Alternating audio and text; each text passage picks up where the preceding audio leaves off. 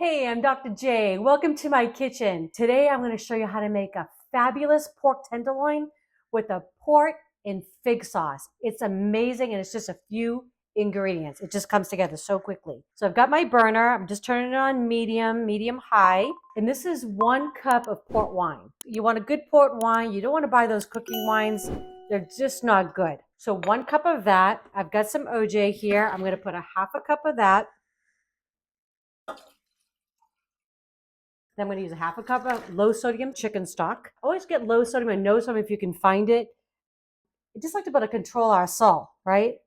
So half a cup going in. And these ingredients are so fabulous together with the pork. Oh my gosh, you're going to love it. And I'm making this sauce today. I'm not even cooking the pork until tomorrow. But you could actually do this, like say you're going to have a dinner party. You could do this a couple days in advance. All you have to do is reheat the sauce. It's that simple. So this is 1 cup. It's about 8 dried figs. These are the Turkish figs. Always reminds me of those little cookies or the fig Newtons. They're so delicious. Got any cookies, Mom? Sure, there's Big fig with fig Newtons. Use 1 cup of the fresh, but I'm going to put the dried in there because as this heats up, they're just going to reconstitute and get nice and plump and juicy and delicious. Okay, I like a little spice. So this is some ancho chili powder going in there. And ancho chili is really nice. It has like a light kick, but it's more fruity than it is a hot kind of spicy. So I think even with kids, they'll enjoy this. Okay, all I'm going to do is I'm going to let this come up to a bubble. When it does, I'm going to reduce the heat so it just simmers. And I want the liquid to reduce by half. That's going to get us a nice thick consistency. And then when it's all done, we're going to blend it up and we're going to have this gorgeous sauce. So simple. Okay, it's all come up to a nice bubble. I'm just going to add in a tablespoon of balsamic, some good balsamic vinegar going in. Just kind of give it a little punch on the end. It's so good. And you could have added that right up front. Give it all a stir. Oh my gosh. This is going to be so yummy, y'all. Okay, so this has been just about 20 minutes. It's pretty much really reduced down. I'm just going to blend up those figs. It smells so good in here. Oh my gosh, you guys are going to love this. Let's see if I can do this while redecorating the kitchen here.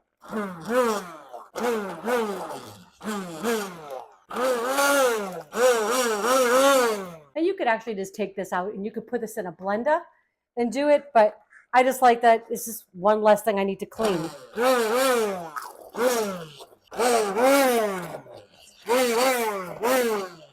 All right, we're just going to get this into our little container. This is awesome. Okay.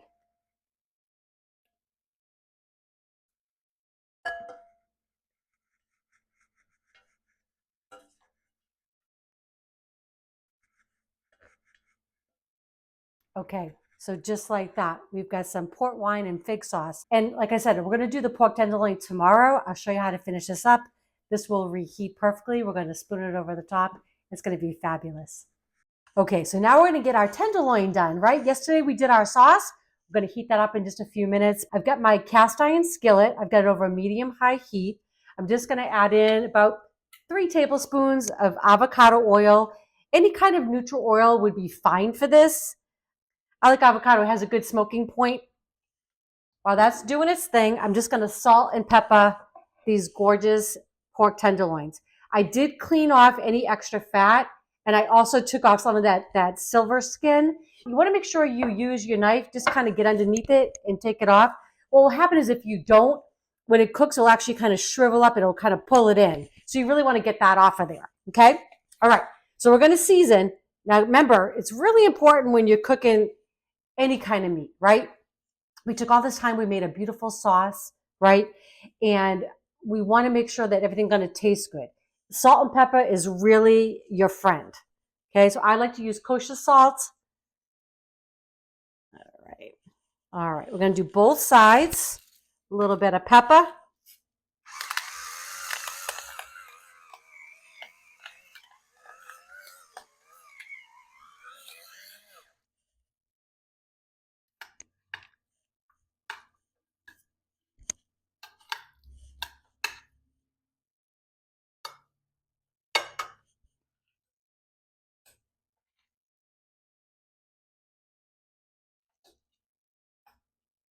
I'm using just about 2 teaspoons I got 2 tenderloins here.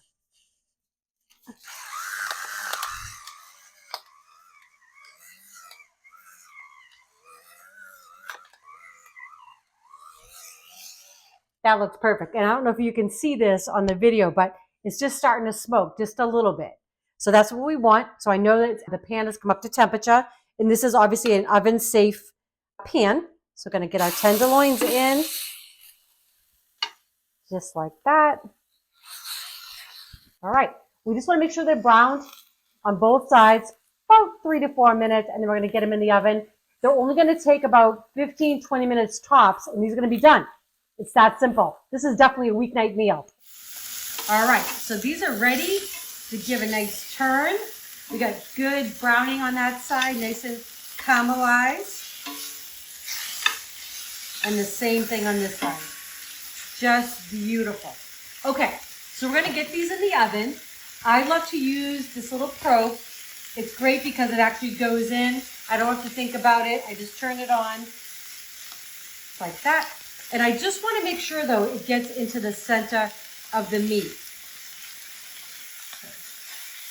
Just like that. It's really important when you're cooking pork that you make sure it cooks through to about 145. Okay? Gonna get this in.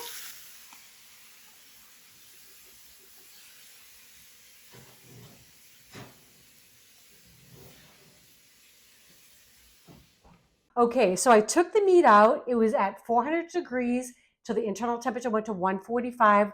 I took it out, tented it for 5 minutes just to let it kind of rest, all the juices come together.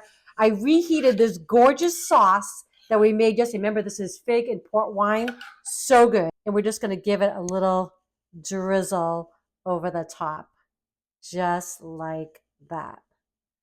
Oh my gosh, it smells so delicious. All right. Pork is done perfectly. You know, a lot of times people say, pork loin can be dry, but honestly, it's just cooking it to the right temperature.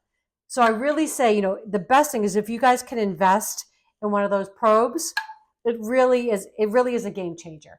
Whether you're actually grilling, whether you're doing stuff inside, it doesn't matter. Totally a game changer, especially too, if you're making other things, you're putting together a salad, it takes all the worry out of it. And like I said, I have the app on my phone, so I can just have the app open and it will tell me what temperature the inside of the meat is at. So it looks perfect. So look you saw how easy that was to make. We're gonna give this a taste for you in just a second.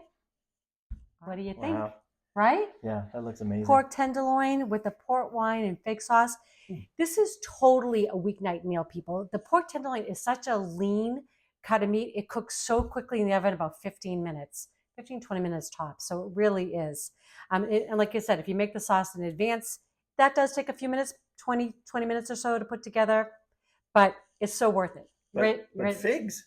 I know. And they're dried. So that's what we reconstituted when we made the sauce. So you can pretty much get them year round, but you could make it with fresh as well if you have those.